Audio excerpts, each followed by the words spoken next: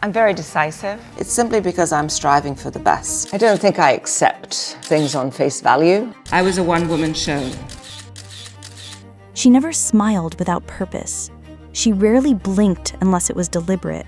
And when she said no, it wasn't rejection, it was an exile. The Met Gala is something that I've always enjoyed being a part of. To co-host with Anna Wintour is a big deal.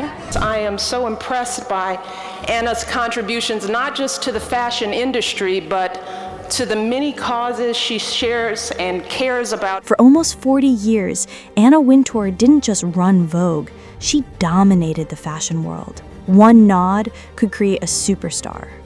One look could end a legacy. What's the least true rumor about you? They're all true. Designers, models, A-list celebrities, political leaders, even royalty, all lived in quiet fear of her approval. Anna Wintour's approval is important in anything I do. It still is. She's the first still to this day that sees everything I do. Or worse, her silence. Is she warm and fuzzy? No. Why should she have to be? Is she someone you'd like her opinion? Absolutely. Her name became a symbol of power, precision, and control. Anna in one word. Quick. But behind the sunglasses was something colder, something calculated. But remember, winter is coming. Anna Wintour wasn't just an editor. She was the architect of an entire industry's hierarchy. Can you explain the thinking here? You know, I was absolutely not interested in doing the house at all. And then you gave me a little pressure on it. I thought, okay, well, it needed to go in a completely different direction. And now, at 75, she has finally stepped down. So what happens when the person who dictated taste, beauty, and cultural status for nearly 4 decades walks away? Who decides who matters next? Fashion today is so much more about individuality and reflecting a woman's character than trends. Trends to me is a dirty word. And what happens to an empire built on fear when its ruler is no longer watching? I know that Anna hates being the center of attention, so this all is probably killing her, but we love it. This isn't just the end of a career, it's the collapse of a kingdom.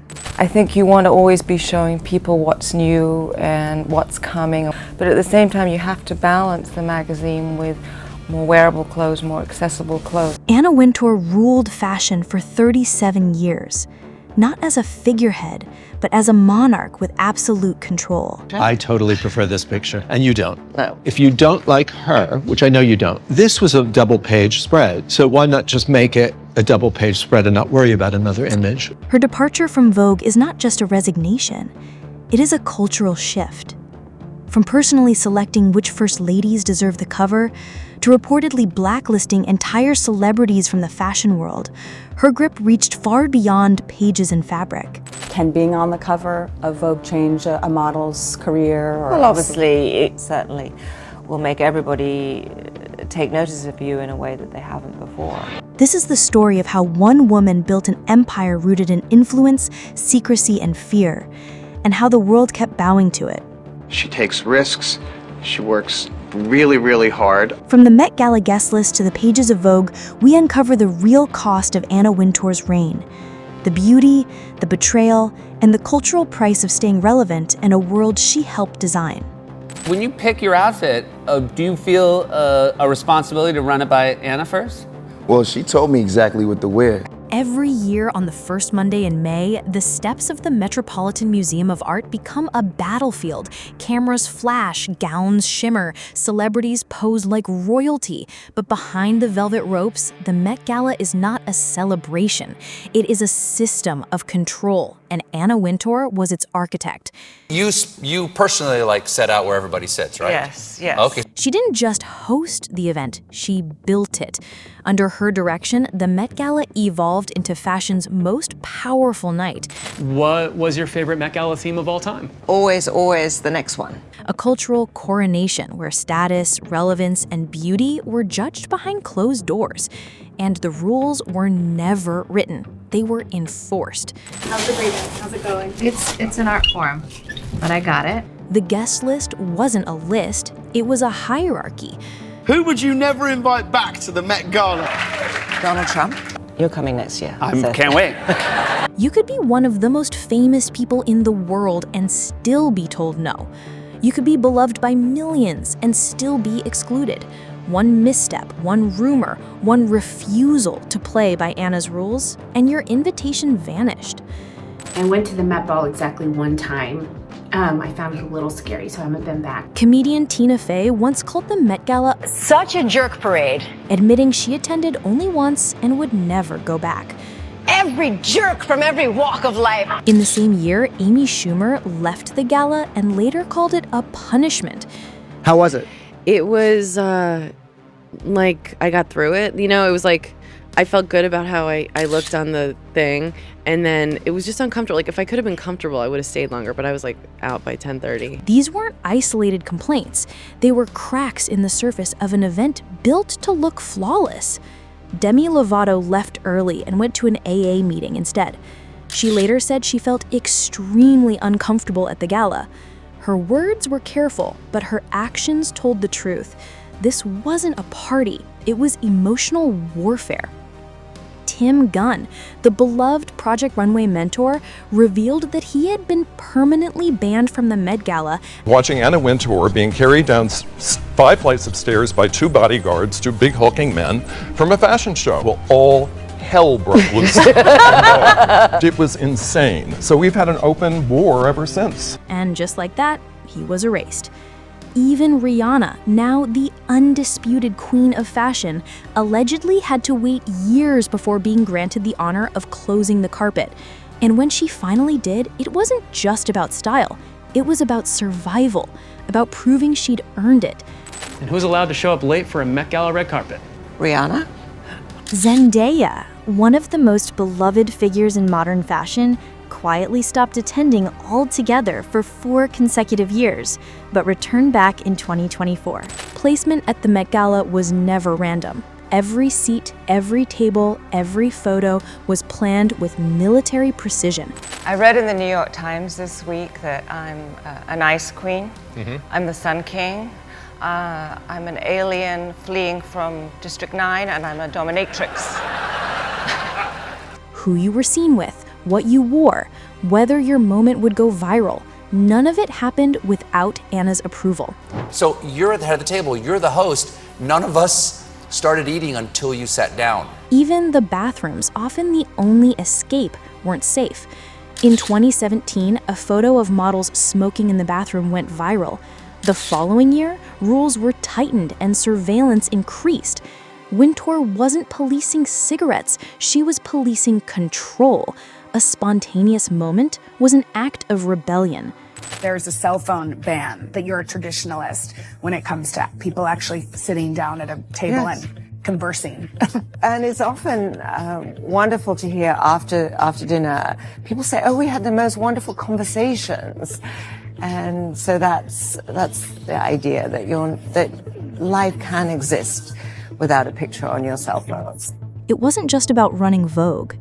Anna Wintour built something much larger, a network of influence that stretched through fashion, politics, philanthropy, and media. She became a cultural advisor, a gatekeeper, a strategist behind some of the most powerful names and moments in modern society. Georgina is a brilliant designer, and I don't think that she should be blamed for her husband's behavior. And I think it was a great gesture of support on Scarlett's part to wear a dress like that, a beautiful dress like that, on such a public occasion. Her connection with the Obamas was perhaps the most visible extension of this power. When Michelle Obama appeared on the cover of Vogue, it wasn't just a fashion statement, it was political branding. Mrs. Obama was extremely sure on what she wanted to wear and how she wanted to look, as she still is. Designed to present Michelle as elegant, strong, and aspirational.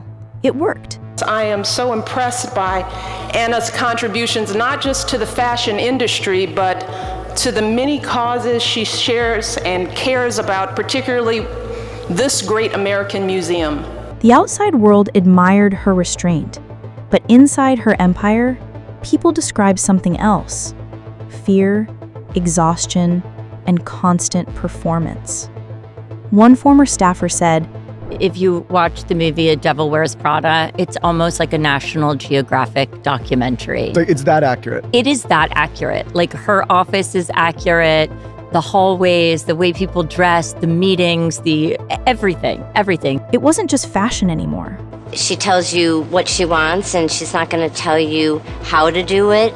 I lost 8 pounds in 2 weeks, and it's just because it was constant. This was psychological control at scale.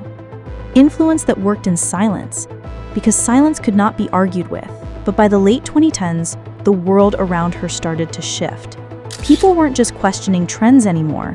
They were questioning who was making the decisions and who had been left out all along. In the wake of George Floyd's murder, protests erupted around the globe.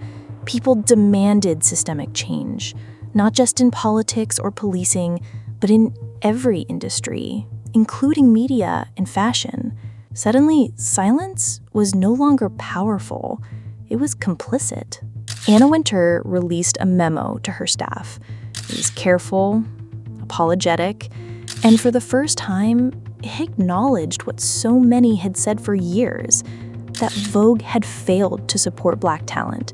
At this moment in our political history, I think it's incredibly important to stand next to the Black community. It was a stunning admission, but many saw it for what it was: too little, too late. Beyond race, people began calling out Vogue's deep history of unattainable beauty standards. For decades, the magazine praised thinness, perfection, and silence. Bodies were retouched, flaws were erased. Mental health was rarely discussed unless it was part of a sanitized narrative. Pain had to be polished. Struggle had to look chic. I feel so snatched, I won't even be able to communicate to you. Then, in June 2025, the silence broke again. Anna Wintour announced her resignation from Vogue. There was no speech, no farewell tour, just one line in a press release. The real question wasn't why she left. It was who could possibly follow her, because Anna Wintour didn't just fill a role, she redefined it. Inside Vogue, there was confusion. Some staff saw her exit as a chance for long overdue reinvention, a break from elitism, from silence, from perfectionism disguised as professionalism. Even the Met Gala, so inextricably tied to her image, now faced an identity crisis. Would it keep its aura without her signature precision? Would it still be the most important night in fashion, or just another celebrity costume party? But underneath all the optimism was fear. Fear that nothing would change, that the institution had been built too tightly around one woman's preferences to evolve into something truly new. The Met Gala is mad weird. Because systems don't vanish when a leader walks away. They just find new faces to protect the old rules.